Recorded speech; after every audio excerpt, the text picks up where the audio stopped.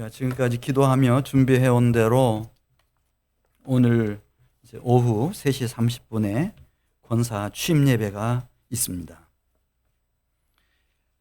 하나님이 이 한민교회 공동체를 통해서 32분에게 권사의 직분을 주시는 겁니다. 바울이라고 하는 청년이 직분을 받게 되었을 때 그때 감격을 이렇게 썼습니다. 나를 능하게 하신 그리스도 예수 우리 주께서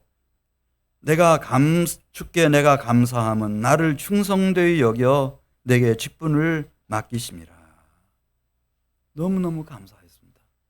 하나님이 나 같은 것을 찾아내시고 준비시키신 후에 때가 되니까 주 예수께 받은 사명, 하나님의 은혜의 복음 전하는 일에 나를 쓰시려고 나에게 직분을 주시는구나. 그러면서 얼마나 감격스러워하는지. 저는 오늘 이제 임직하시는 32분의 권사님들, 이 권사님들이 임직을 받고 난 후에는 어떤 꿈을 꾸어야 할까? 오늘 이 잠언 31장을 중심으로 해서 세 가지 꿈, 임직자의 세 가지 꿈이라고 하는 제목으로 우리 같이 오늘 본문 말씀 같이 나누도록 하겠습니다. 우선 그 1절에 있는 말씀을 보면은 내가 어떤 꿈을 품고 어떻게 살아서 내가 이 세상을 변화시키고 역사를 바꾸고 이 땅에 주의 통치, 하나님의 나라가 임하게 하는 일에 결정적인 기여를 할 수 있을까 생각하면서 그 첫 번째는 경건한 어미가 되는 꿈입니다. 우리 1절 말씀 같이 읽겠습니다.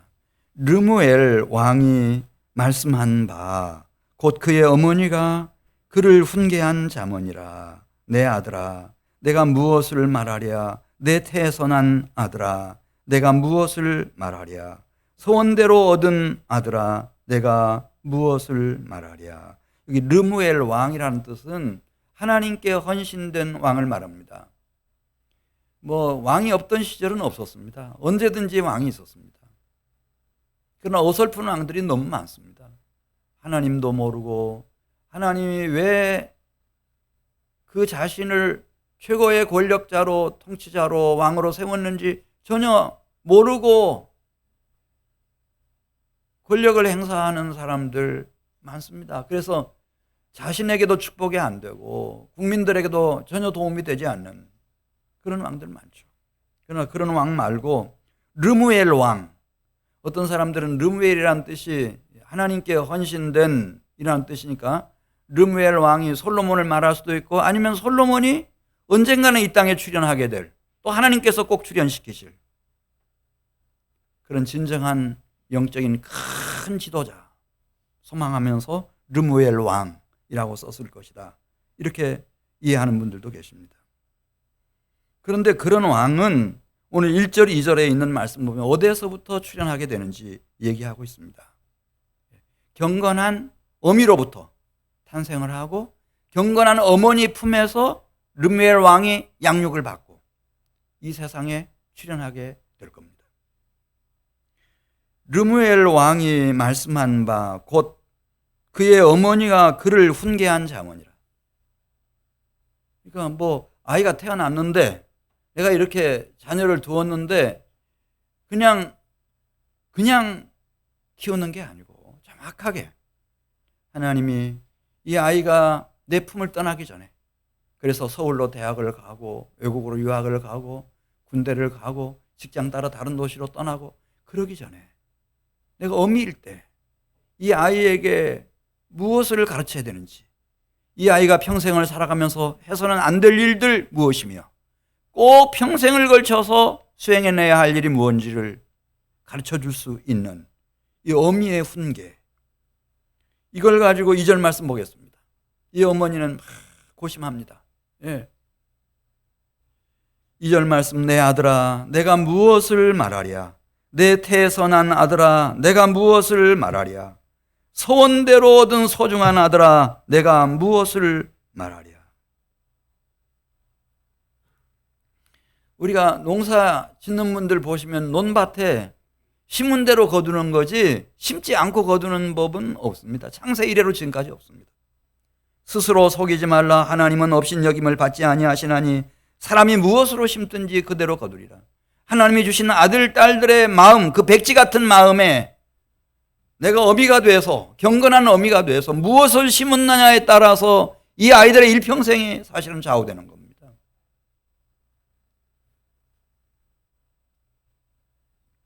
만일 이런 지침을 주지 않으면은 다 넘어집니다. 50보 100보 그 차이만 있지, 어떤 사람은 뭐 충남지사가 돼서 넘어지기도 하고 서울시장이 돼서 넘어지기도 하고 대통령 되고 나서 넘어지기도 하고 다 넘어집니다.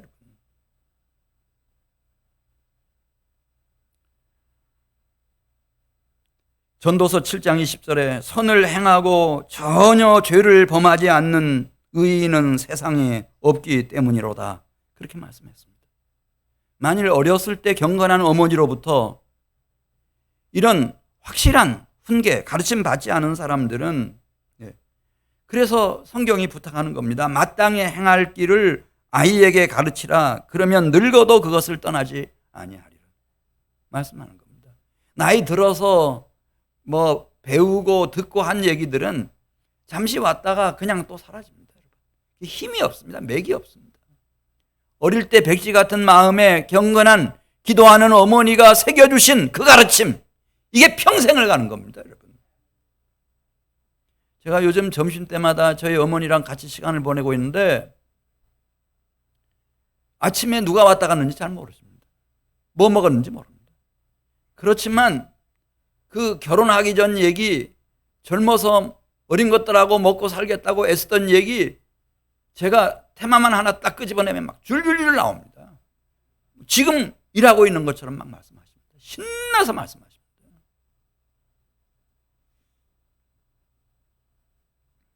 따라서 경건한 어미는 잠언 20장 5절, 하나님이 주신 아들과 딸들을 양육할 때 덮어놓고 키우지 않는다고 그랬습니다. 사람의 마음에 있는 모략은 깊은 물 같으니라. 그럴지라도 명철한 사람은 그것을 길어내느니라. 하나님 앞에 엎드려 구하고 찾고 문을 두드리고 어머니가 눈물로 기도하는 자식은 망하지 않는다고 하는 믿음을 가지고 하나님 앞에 하나님이 주신 아들, 딸의 영혼을 위해서 간구하면서, 그리고 이미 이런 어머니는 알고 있습니다. 아, 이 아이를 내가 길러내기에는 턱없이 내가 부족하구나, 이걸 알고 있습니다. 그래서 시편 127편 1절에 있는 말씀, 여호와께서 집, 가정, 자녀들 세우지 아니하시면 세우는 자의 수고가 헛되며 여호와께서 성을 지키지 아니하시면 파수꾼의 깨어 있음이 헛되도다. 그래 하나님 앞에 구하고 또 구하는 겁니다. 하나님, 저에게 천하를 주고도 바꿀 수 없는 이 귀한 어린 생명을 맡겨주셨는데 내가 경건한 어미로서 이 아이에게 어떻게 교훈을 하고 훈계를 해야 되는지를 저에게 알려주십시오. 그래서 마침내 보라, 자식은 여호와의 기업이요 태의 열매는 그 상급이로다.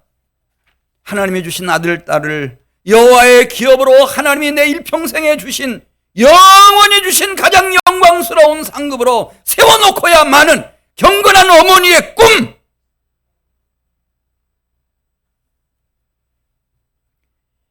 오늘 권사 임직하시는 분들 꿈을 꾸시기를 바랍니다. 경건한 어미의 꿈입니다. 애들 다 장성했는데요, 제가 너무 늦게 예수 믿었는데, 그래도 너무 걱정하지 마십시오. 손자가 있고 손녀가 있습니다. 또 이 교회 공동체 안에서 하나님이 어린 영혼들, 새로운 생명들을 또 만나게 해주실 겁니다. 기회는 있습니다. 31장 3절 가서 보면은 이제 구체적으로 무엇을 가르쳐야 되는지, 우선 첫 번째로 우리 자녀가 걸어가서는 안 될 길이 무엇인지를 알려줘야 된다고 말씀합니다. 3절 말씀 보겠습니다. 내 힘을 누구에게 쓰지 말라고 가르쳐야 된다 그랬어요? 여자한테 쓰면 안 됩니다. 남자들은 조금만 자기가 잘 나가는 듯 싶으면 자기 환상에 자기가 미혹됩니다. 내가 보통 사람이 아니구나 이렇게 생각하는 거예요. 그래서 여자들도 한 여자뿐 아니고 둘이든 셋이든 넷이든 충분히 내가 다 좌지우지할 수 있다고 하는 생각이 확 들어오는 거예요. 솔로몬은 전무후무한 지혜의 왕이었거든요. 지금 솔로몬이 하는 얘기예요. 700명, 300명, 자기의 처와 첩들을 합쳐서 1000명이었습니다. 충분히 자기는 재력도 있죠. 지혜도 있죠. 온갖 필요한 걸 다 가지고 있는 거예요. 충분히 자기 요리할 수 있다고 확신했어요. 근데 열왕기상 9장에 보십시오. 거기서 헤어나지 못합니다. 이거 알려주라는 겁니다. 그러니 내 힘을 누구에게 쓰지 말라. 여자들 이렇게 복수만 했어요. 아내가 아니고 여자들에게 쓰지 말아라. 그러면서 잠언 5장 3절에 있는 말씀 보면요, 이 남자들은요 여자들을 다 볼 때 착하다고 생각해요.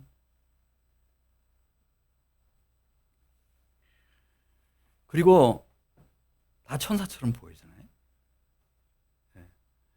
우리 지혜하시는 지휘자님은 아마 이제 워낙 영특하셨으니까 그게 딱 구분이 됐겠지만, 적어도 저는 이 여성분들 보면 착해 보여요. 지휘사님도 그런가요? 그렇진 않은 것 같아요, 지휘사님. 그래, 지금 잠언 5장 3절에다가 뭐라고 말하는가 하면 그렇게 생각하지 말아라. 여자들 중에 음녀가 있다는 거예요. 음녀. 5장 3절. 대저 음녀의 입술은 꿀을 떨어뜨리며 그의 입은 기름보다 미끄러우나 나중은 쑥같이 쓰고 두날 가진 칼같이 날카로우며 그의 발은 그대를 데리고 사지로 내려갈 것이고 그대 발걸음도 스올에 가 있을 것이다.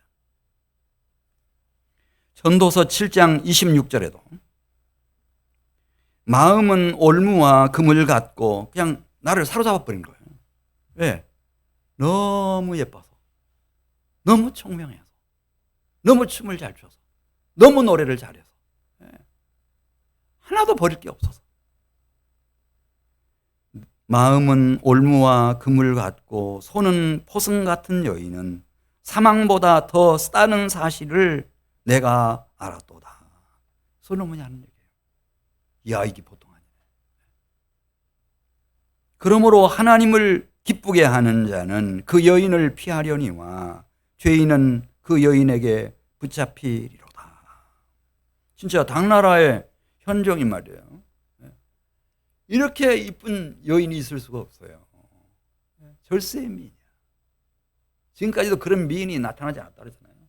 얼마나 총명한지, 춤을 얼마나 잘 추는지, 음악성이 얼마나 대단한지. 너무너무 사랑했잖아요. 34살이나 자기 아래인데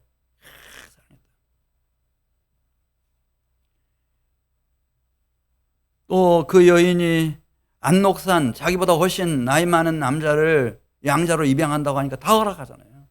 결국 어떻게 됐어요?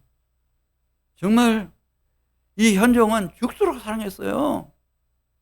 근데 안녹산에 반란이 일어나고 자기도 처참하게 죽임을 당하고 당나라는 그때부터 패망의 길로 접어들어서 끝나고 마는 겁니다. 천하무적의 초인적인 힘을 가졌던 삼손도 막 드릴라가 얼마나 잘해주는지 무릎을 베고 잠을 자게 해줬어요. 얼마나 달콤한 잠을 잤겠어요. 근데 그때 머리 다 깎이고 누구의 손에 의해서? 드릴라 손에 의해서 다 깎이는 거예요, 여러분. 그런 일이 있다고 지금 얘기해 주는 거예요. 쇠사슬에 꽁꽁 묶여가지고 끌려가서 두 눈은 뽑히고 감옥소 안에서 큰 연자 맷돌을 짐승처럼 돌리면서 살아야 됐다. 그런 일이 있다. 그러니 너 그렇게 막 자신의 허황된 생각, 또 이 여성에 대한 무지 이런 것 가지고 여성이라고 하는 함정에 빠져들면 안 된다. 내 힘을 여자들에게 쓰지 말라. 이렇게 가서는 안 될 길을 딱 알려주는 거예요. 아버지가 알려주면 아버지 술 기운에 쓸데없는 소리 하고 있네. 아버지가 뭐 여자도 아니고 남자인데 뭘 알아. 자식들이 이렇게 생각하니까 어머니가 알려주라는 겁니다. 어머니가 알려줘라. 31장 3절 하반절 말씀 보겠습니다. 왕들을 멸망시키는 일을 행하지 말지어다. 예, 어려서부터 이렇게 막 쉽게 분노하고 막 혈기를 부리고 다투고 싸움을 일삼고 하는 자녀들, 이걸 누가 고쳐주겠어요? 철이 나면 잘하겠지. 절대 그렇게 생각하지 말라는 거예요. 어머니가, 경건한 어머니가 이 아이를 바꿔주어야 합니다. 잠언 30장 30절 말씀, 사람이 내게 악을 행하지 아니하였거든 까닭 없이 더불어 다투지 말며. 잠언 말씀 가지고 가르치세요. 뭐 그렇게 화해낼 일이 아니에요. 그렇게 다투고 심하게 싸울 일이 아니에요. 이거 하지 말라고 하나님 말씀하셨다. 가르치는 거죠. 다투는 시작은 두개에서 물이 새는 것 같은즉 싸움이 일어나기 전에 시비를 그칠 것이니라. 하나님의 나라를 세워가는 일은 다 사람들의 마음을 움직이고 심령과 영혼을 이끄는 건데요. 만일 내가 아무리 뭐 권사님 아니라 뭐 선교사님 아니라 뭐 신학교 총장님 아니라 총회장 아니라 뭐가 됐다 하더라도 만일 이렇게 벌컥벌컥 화내고 그래서 상대방을 마음 상하게 만들고 그렇게 하면은 잠언 18장 19절에서 말씀했습니다. 얼마나 어리석은 짓인지 그건 한 번에 자기가 분노를 터뜨리는 것으로 말미암아 상대방의 마음의 문빗장을 틀어 잠그게 만드는 것이라는 거예요. 그러니까 문을 열 수가 없죠. 이제는 절대 안 열어줄 거예요. 안 열어주죠. 부부간에도 너무 심하게 막 이렇게 하면은요 돌아가실 때까지 기억하더라고요. 안 돼요.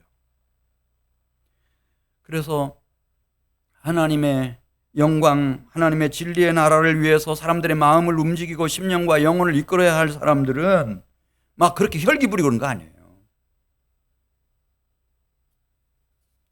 골로새서 3장 15절에 오늘 임직하시는 분들은 한번 골로새서 3장 15절을 잘 새겨 들으셔야 됩니다.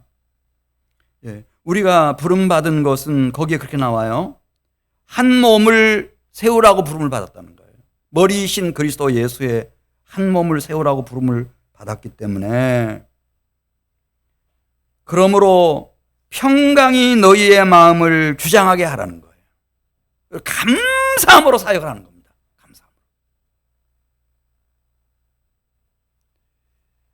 여기 평화공동체, 그리스도의 하나의 몸을 세워가야 할 사람들이 주님을 위한다고 하면서 막 트러블 메이커가 되고 다툼과 싸움과 갈등을 일으키면요 무서운 저주가 임해요. 여러분, 제가 송정리에서 천막 하나 쳐놓고 개척할 때였어요. 젊은 이제 30대 초반 된 정말 장래가 유망한 청년이었죠. 한전에 다녔어요. 금산 한전에 왔다는 거예요. 광주인데, 고향이 광주인데 금산에 제일 큰 교회를 나갔어요. 장로님들이 막 목사님 멱살을 잡고 끌어내리는 걸 봤어요. 너무 가슴이 아팠다는 거예요. 너무너무 가슴이 아팠어요. 그때 돌이킬 수 없는 상처를 받았어요. 실족을 했어요. 저희 부부가 여러 번 찾아가고 주님의 말씀으로 훈계하고 그러나 그는 깨어나지를 못했어요. 그 충격에서부터. 그리고 그 충격으로 얼마 지났을 때, 한 달쯤 지났을 때 세상을 떴어요. 너무 충격이 컸어요. 그리고 너무 안타까워서 저희 내외가 그 남은 아내와 두 남매를 우리 교회로 이끌었습니다. 목회하다가 저희가 대전으로 오게 됐습니다. 그리고 한 15년쯤 지났을 때 뉴스에 나왔습니다. 홀로 사는 한 어머니가 두 아이의 목을 조여서 죽이고 이웃에서 이상하게 생각이 돼서 신고가 들어가가지고 들어가 보니까 그 죽은 아이들을 이불로 덮어놓고 자기는 다른 방에서 일주일인가 얼마나 지났다는 겁니다. 그게 끝났습니다. 무섭습니다. 그 주님 말씀하시는 겁니다. 이 하나님의 나라, 머리이신 그리스도 예수의 몸된 평화의 공동체를 위해서 부름받은 직분자들은, 특별히 우리 권사님들은 그리스도의 평강으로 내 마음이 채워져야 됩니다. 그래야 비로소 지체들을 세우고 교회를 건강하게 세워가는 진정한 일꾼이 될 수 있습니다. 이게 안 될 때는 기다리셔야 됩니다. 나서면 안 됩니다. 이거 알려주라는 겁니다. 북왕국 이스라엘 역사를 여러분 아십니다. 선임이 엉망으로 통치를 하는 겁니다. 꼭 쿠데타가 일어납니다. 왕을 살해합니다. 자기가 왕이 되면 그 다음에 또 살해됩니다. 그래서 북왕국은 사라지게 되는 겁니다. 그거 얘기해줘라. 그래서 어려서부터 막 성질내고 화내고 다투고 싸우고 이렇게 하는 사람 길러내지 말라. 이런 사람이 집권하면 꼭 전쟁합니다. 왜냐하면 전쟁을 해야 재미있습니다. 이 사람들은 놀이입니다. 전쟁 놀이입니다, 여러분. 수십만이 사상자가 나도 그건 전쟁 놀이입니다. 무섭습니다. 엄청난 재앙입니다. 잠언 31장 4절 말씀 보겠습니다. 가서는 안 되는 길을 경건한 어머니로부터 확실하게 배워야 된다는 겁니다. 어린 시절에 배워야 됩니다. 4절 말씀 같이 읽습니다. 포도주, 독주, 혼합한 술 마시지 말라고 하는 정확한 경고, 이거 해줘야 된다는 겁니다. 우리 4절 말씀, 르무에라, 포도주를 마시는 것이 왕에게 마땅하지 아니하고 왕들에게 마땅하지 아니하며 독주를 찾는 것이 주권자들에게 마땅하지 않도다. 술을 마시다가 법을 잊어버리고 모든 공고한 자들의 송사를 굳게 할까 두려우니라. 네, 혼합한 술을 구하러 다니는 이 술 중독자들, 순식간이거든요. 이게 별거 아닌 것 같은데 저는 목회하면서 절반 이상 가정 깨어질 때는 알코올 중독자입니다. 한 사람이 알코올 중독자입니다. 그리고 알코올 중독에서부터 헤어나왔다 하더라도 보면은 그는 돌아가실 때까지 늘 긴장 속에서 살아갑니다. 내가 술을 마시면 안 되는데, 다시 술 마시면 안 되는데. 그러다가 인생 끝나는 겁니다. 무슨 일을 할 수가 없습니다. 그래서 지금 그 얘기하는 겁니다. 그래, 가서는 안 될 길, 어떤 길인지 얘기해 주면서 이제 31장 8절 가서 보겠습니다. 그러면은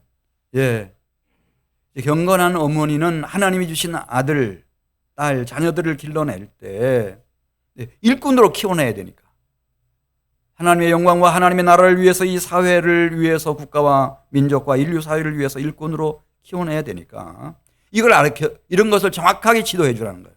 그렇지 않으면은 나중에 내가 드디어 꿈을 이뤘구나, 그때 걸려 넘어지니까.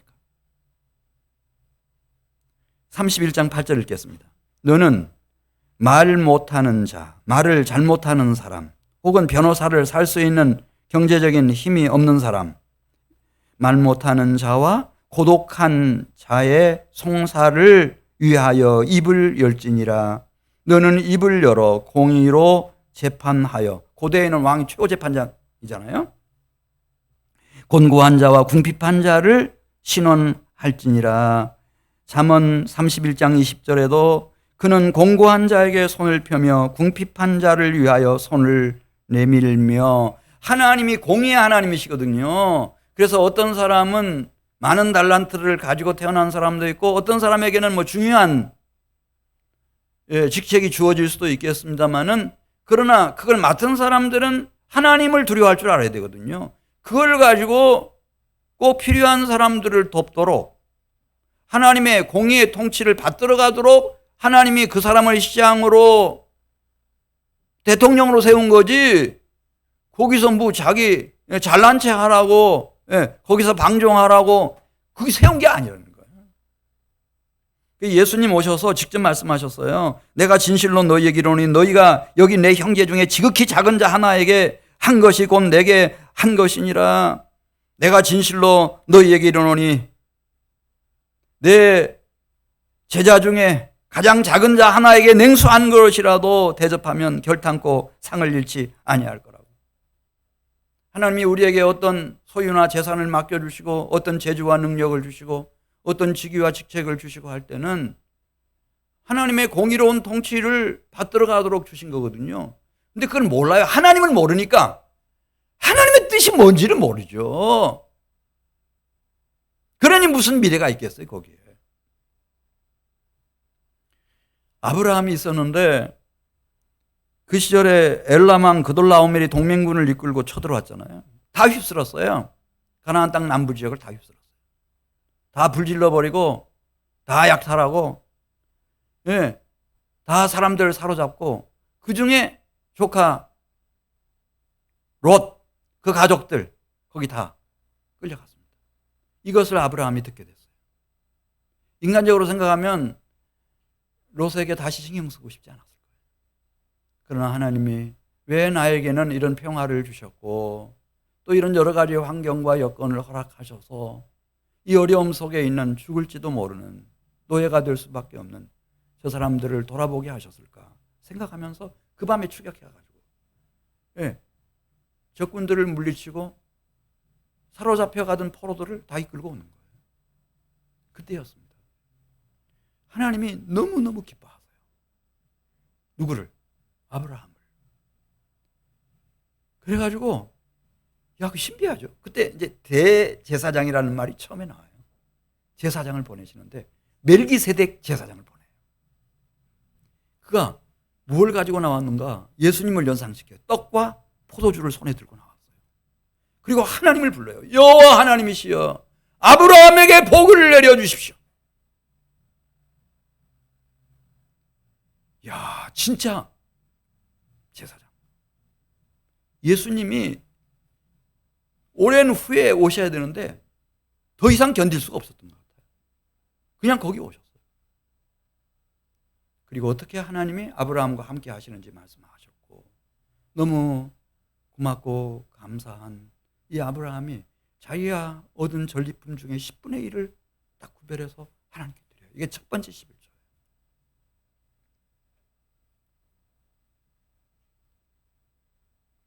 네. 이런 사람들이 출연하려면은, 예, 경건한 어머니가 있어야 된다는 것.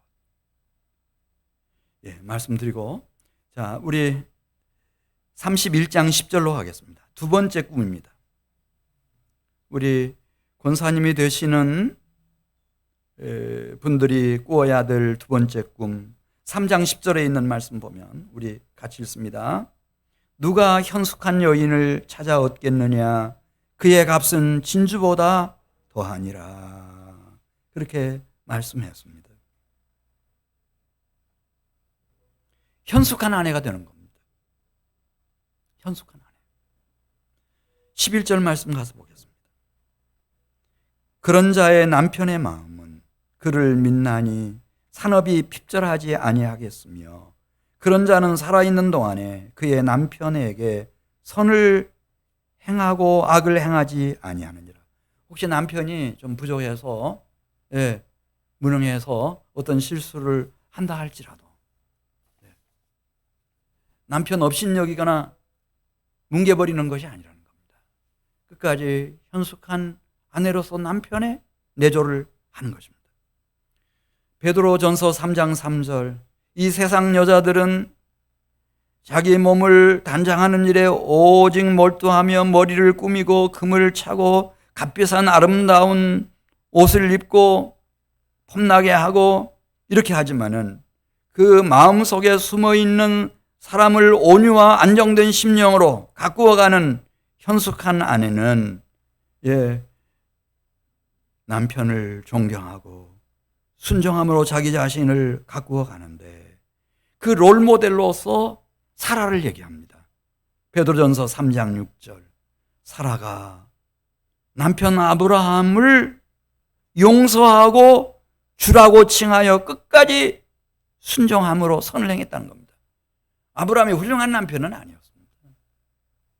위기가 닥치면 아주 못된 버릇이 있었습니다. 자기 하나 살겠다고 자기 아내를 여동생이라고 속여가지고 이 남자한테 넘겨주고 저 남자한테 넘겨주고, 그런 못난이가 어디 있습니까, 여러분?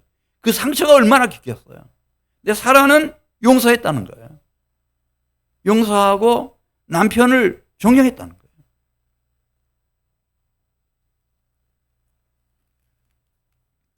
잠언 31장 23절 말씀.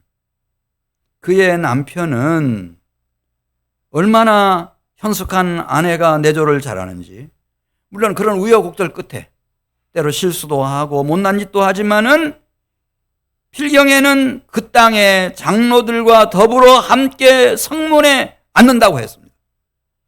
내조를 잘하고 많이 격려하고 눈물의 기도로 이 남편을 세워서, 이 장로라고 하면은 이 성문, 도성인 예루살렘에서 아주 존경받는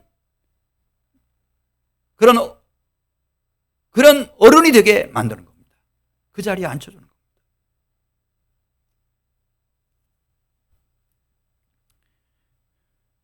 현숙한 아내. 뿐만 아니라 31장 13절에 있는 말씀을 보면은 남편이 사고를 당했다, 병에 걸렸다, 실직을 했다, 더 이상 어떻게 할 수 없다고 판단이 서면 13절에 있는 말씀 보겠습니다. 이 아내가 남편이 더 이상 감당할 수 없는 부분을 나서서 감당해 간다는 거예요. 13절, 그는 3000년 전이니까 여성이 할 수 있는 일이라고 한 게 빤하죠. 양털을 구합니다. 삼을 구해옵니다. 그래서 부지런히 손으로 일을 합니다. 내 시작은 미약하였으나 내 나중은 심히 창대하리라고 하는 약속을 믿으면서, 그래서 실을 만들어서 그것을 건네주고 몇 푼 얻은 돈을 가지고 어린 것들 굶기지 않기 위해서 양식을 구해온다고 했습니다. 대단합니다, 여러분. 31장 14절 말씀 보겠습니다. 그리고 하나님이 맡겨주신 어린 자녀들과 가족들에게 근면한 생활을 익혀갑니다. 14절 말씀, 밤이 새기 전에 일어나서 새벽같이 일어나서 자기 집안 사람들에게 음식을 챙겨 먹임으로 굶주려기나 병약하지 않게 하고, 심지어 여종들에게도 일을 정해서 오늘 무슨 일을 해야 되는지 다 일을 배정해 주고. 16절 말씀 보겠습니다. 그렇게 살아가다가 돈이 모아지면 자기 집 자산을 관리해 가는데 얼마나 지혜롭고 성실한지 모릅니다. 밭을 살 때 어떤 사람이 여기 싼 밭이 나왔는데 하나 사라, 그렇게 사는 게 아니고 밭을 살펴보며 사며 충분히 지금 상황이 어떻게 되는지, 주변이 어떻게 되는지, 입지가 어떻게 되는지, 전망이 어떻게 되는지 살펴보며 밭을 사며 자기 손으로 번 것을 가지고 포도원을 일구며, 그렇다고 해서 자만심에 조금도 빠지지 않고 힘있게 허리를 단단히 동여매고 자기의 팔을 강하게 해서 부지런함으로 가정경제를 읽어내는 거예요.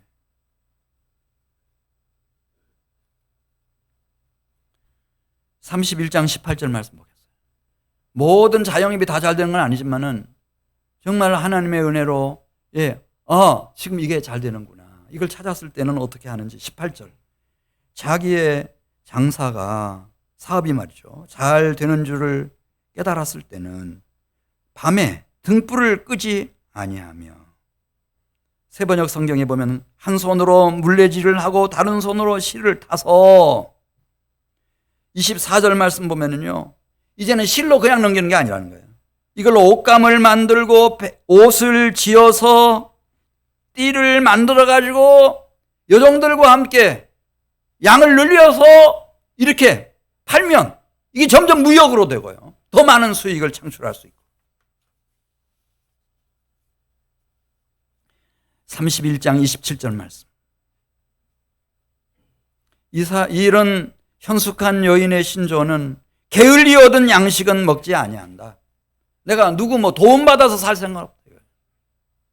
내 몸뚱이가 있는데 이걸 내가 움직여가지고 수고하고 땀 흘려서 당당하게 벌어가지고 자식들과 함께 먹고 살고 가정을 세워야지 나 그렇게 뭐 구걸하듯이 그렇게 살지 않겠다. 게을리 얻은 양식은 먹지 아니하겠다. 이렇게 살아가는 사람은 31장 25절 말씀 보겠습니다. 근면하고 성실한 성품뿐만 아니라 능력도 막 배양된다는 거예요. 그리고 다 알만한 사람들은 존귀하게 여긴다는 거죠. 현대인의 성경에 그녀는 능력과 품위가 있고 경제적인 부분에 대해서 앞날을 걱정하지 않는다 그랬어요. 아니 더 없었을 때 아무것도 없었을 때도 어린 것들하고 다 살아왔는데 하나님이 살아계시고 함께 하시면은 노후가 걱정 그렇게 할 필요 없어요.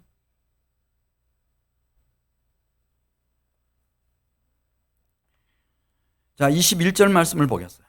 이게 단순히 뭐 경제적으로만 이렇게 좀 여유 있는 집으로 이끈다 그런 뜻이 아니고 21절을 천천히 보시면은 하나님이 주신 남편이면 남편, 자녀면 자녀들을 어떻게 키웠는지 거기 말합니다.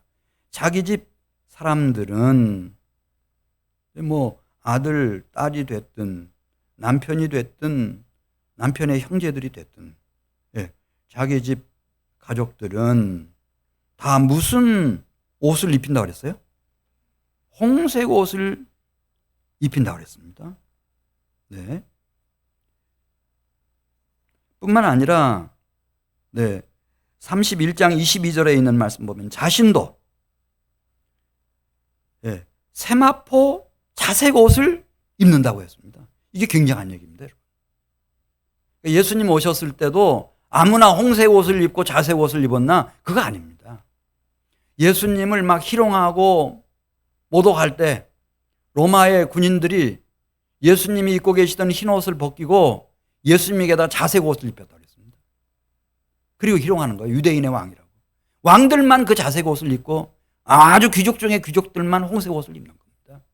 하나님이 주신 남편이면 남편을 그렇게 세웠다는 겁니다. 그 예루살렘 성 도성 안에서 무시당할 수 없는 사람으로 딱 세웠고 하나님이 주신 아들, 딸들도 그렇게 세웠다는 거예요. 기도로, 주의 교양과 훈계로 잘 교육을 시켜서 그렇게 세워놔서 홍색 옷을 입히고 본인도 누가 봐도 부족함 없는 자색 옷을 입고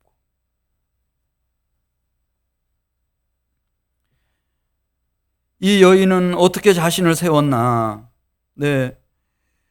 에베소서 4장 15절 보면 오직 사랑 안에서 참된 것을 하여 범사에 거기까지 잘하는 겁니다.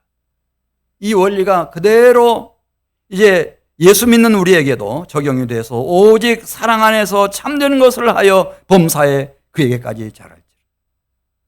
남편을 위한 현숙한 아내로서 내조하고 남편을 세워놓고 나니까 어린 자식들을 잘 키워서 귀한 인재들로 홍색 옷을 입고 자색 옷을 입는 사람들로 길러놓고 나니까 그 과정 속에서 사랑 안에서 스스로 자신도 세워진 겁니다.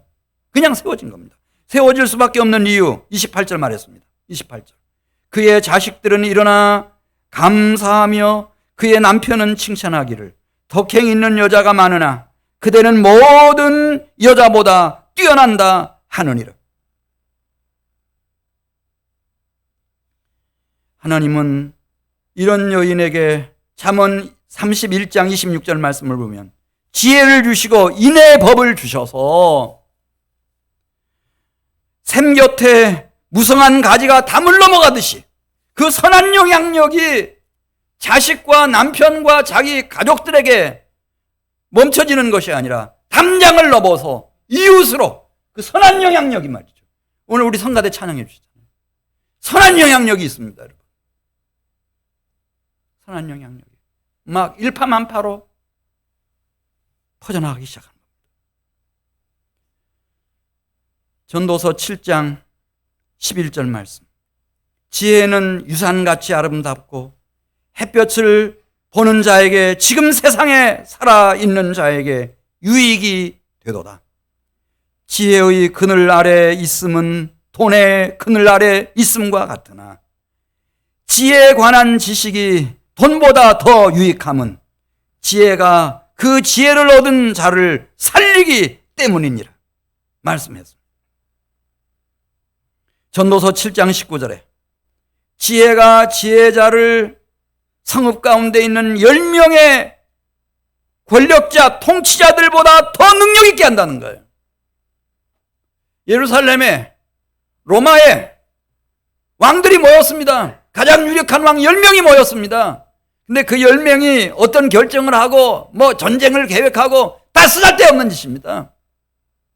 여기 하나님을 경외함으로 남편을 세우고 자녀들을 세우고 가족들을 잘 세움으로 하나님을 경외하는 자에게 주시는 하늘의 지혜와 명철을 가진 한 여인이 10명의 통치자들보다 더 선한 영향력을 이 땅에 끼칠 수 있다고 말씀하고 계시는 겁니다, 여러분. 그래서 잠언 31장 30절 말씀.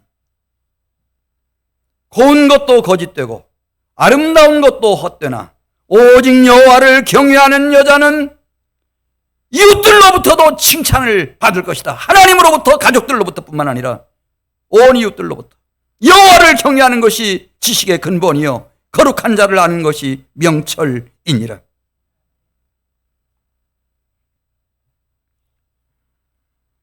오늘 31절 말씀 보겠습니다. 이런 생애는 허무하지 않습니다. 하나님께로부터 은혜와 축복이, 가족들로부터 그 모든 보답이, 같은 시대를 살아가는 이웃들로부터 존경이, 칭송이 다 돌아옵니다. 31절 같이 있습니다.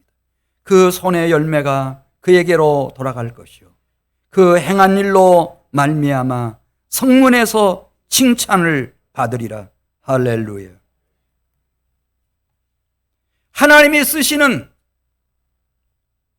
선하고 위대한 진정한 지도자들은 다 어디서 나오는가? 하나님을 경외하는 여인의 몸을 통해서 그 품에서 다 나옵니다. 그들이 세상을 바꿨습니다. 그들이 역사를 바꿨습니다. 요게벳이라고 하는 여인이 있었습니다. 생명을 걸고 경건한 어미의 사명을 완수합니다. 출애굽의 위대한 역사를 이룬 모세가 그 여인의 몸에서, 그 품에서 일어납니다. 다윗에게 기름을 부어 다윗 왕조와 다윗의 자손으로 오신 그리스도의 나라를 이 땅에 예비하갈 준비를 한 사무엘도 하나님을 경외하는 기도의 어머니 한나의 몸에서 태어납니다. 그 품에서, 경건한 어머니의 품에서 자라났습니다. 우리 주님이 오시는 길을 광야에서 외치는 자의 소리로 준비했던 침례 요한도 엘리사벳이라고 하는 경건한 어머니의 품에서, 그 몸에서 태어나 모태에서부터 성령 충만한 아이로 태어난 사람이었습니다. 주님이 가시고 난 이후, 바울이 순교하고 난 이후 우리 기독교의 신학을 은총의 신학으로 제대로 자리매김할수록 할 수 있도록 귀하게 쓰임받은 위대한 신학자 성자인 어거스틴도 눈물의 기도로 키운 자식은 결단코 망하지 않는다고 하는 확신을 가졌던 경건한 어머니 모니카의 몸을 통해서 태어났고, 그 모니카의 품에서부터 그가 그 귀한 종으로 세워졌습니다. 루터와 칼빈의 약점을 보완하고 종전의 성공회를 크게 개혁시키며 우리 기독교의 복음주의적인 사상을 정말 풍성하게 만들었던 요한 웨슬레, 그도 수산나라고 하는 경건한 어머니를 통해서 태어났고 그 품에서 자라났습니다. 흑인을 해방하고 자유민주주의를 이 세계 발전의 기틀로 발판으로 삼았던 아브라함 링컨도 그렇게 경건했던 어머니 낸시를 통해서 태어났고, 여전히 동일한 경건한 신앙을 가진 새어머니 사라를 통해서 양육을 받았습니다. 온 인류의 구세주이신 예수님마저도 그렇게 경건하고 성령 충만했던 마리아를 통해서 태어났고 그 경건한 품에서 자라났습니다. 그분의 제자 공동체인 교회도 막달라 마리아와 다른 여자들의 품에서, 그 경건한 품에서 자라납니다. 누가복음 8장 1절부터 있는 말씀, 그 후에 예수께서 각 성과 마을에 두루 다니시며 하나님의 나라를 선포하시며 그 복음을 전하실세 12 제자가 함께하였고 7 귀신 나간 자 막달라인이라 하는 마리아와 헤롯의 청지기 구사의 아내 요한나와 수산나와 다른 여러 여자가 함께 있어 자기들의 소유를 가지고 길러냈습니다.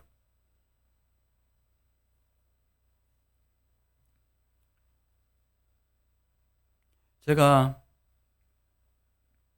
이 권사님들을 위해서 이제 기도하면서 마음속에 생각하고 있는 게 있습니다. 그걸 떨쳐낼 수가 없죠.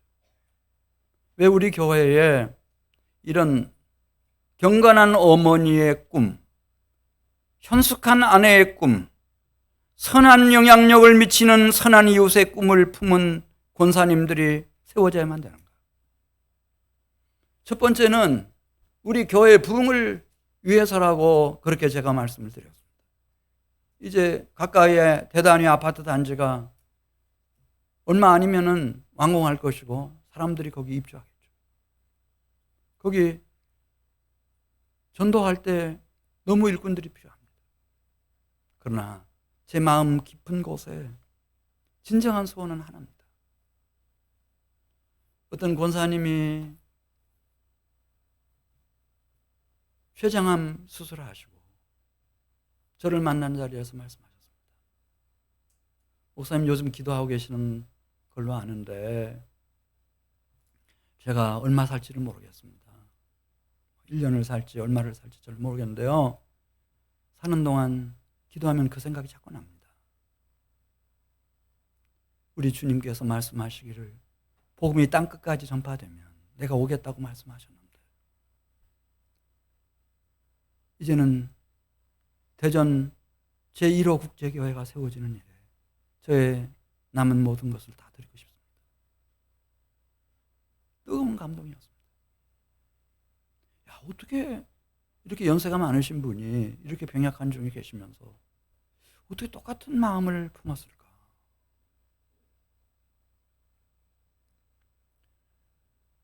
한 분이 코로나 팬데믹으로 너무 어려운 시간을 지난 3년 동안 보내왔습니다.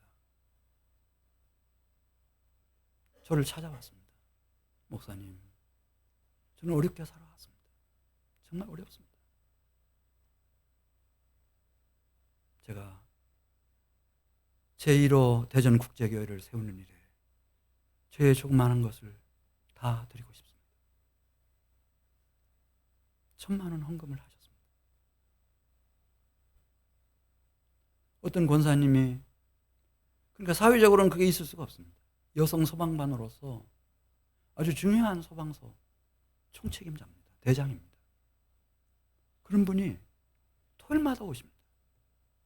미리 다 준비해가지고 여기 나오시는 분들 식사 대접하고 얼마나 기쁨으로 감사함으로 아마 제가 보니까 뭐 발이 땅에 닿는지 안 닿는지 막 모를 정도로 그렇게 감격스럽게 섬기고 있습니다. 단군 이래로 우리 민족의 역사 속에서 이런 때가 없었습니다. 지난 주일에 중국에서 한 분 오셨습니다. 부부가 오셨습니다. 와서 어쩌면 그렇게 똑같은 얘기. 그건 중국이어서 저하고 통화할 수도 없었습니다. 그분들이 떠나고 많은 시간이 흘렀습니다. 거기서 교수님이 돼가지고 이제 대학원 원장도 하고 다 할 수 있는 그런 분입니다. 오셨습니다. 오셔서 한국입니다. 세계 선교를 하려면 한국입니다. 그 오셨다는 거예요. 외국인 유학생들 선교하려고 오셨다는 거예요.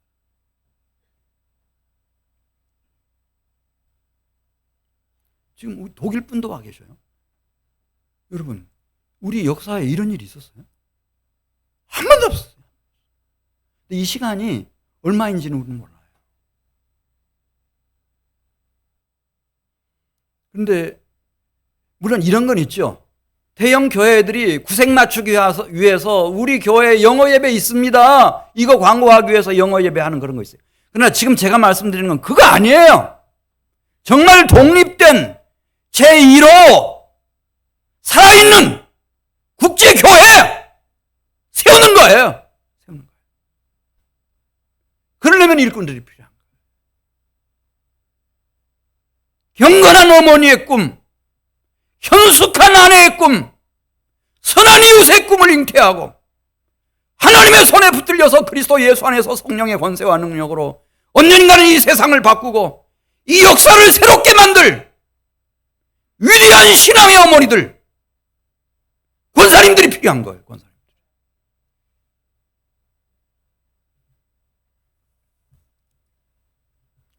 물론 남자분들 있죠. 너무 바빠요, 여러분. 사업으로 바쁘고 직장 일로 바쁘고 너무 한국 사회가요 틈을 안 줘요. 틈을 안 줘요. 근데 제가 보면 우리 권사님들은 해내요. 지난 3년 이 코로나 팬데믹 과정 속에서 봤어요. 권사님들은 끄떡도 안 해요. 끄떡도. 오늘 내가 돌아가시는 날이라 하더라도 또 새벽 예배 나와요. 남자는 그렇게 하는 사람이 없어요. 할 수가 없어요. 물론 우리 교회니까 있죠. 여러분들 오늘 이렇게 권사 취임식 위해서 기도해 주시고 특별히 취임 받는 분들은 그냥 뭐 내가 이제 한민교회 어머니 어른이 됐다. 누구든지 나를 이제 무시할 수 없겠구나. 내가 중요한 사람이다. 그런 생각보다는 이제는 꿈을 꾸시고 또 하나님이 그 꿈을 꼭 이루어 주실 겁니다.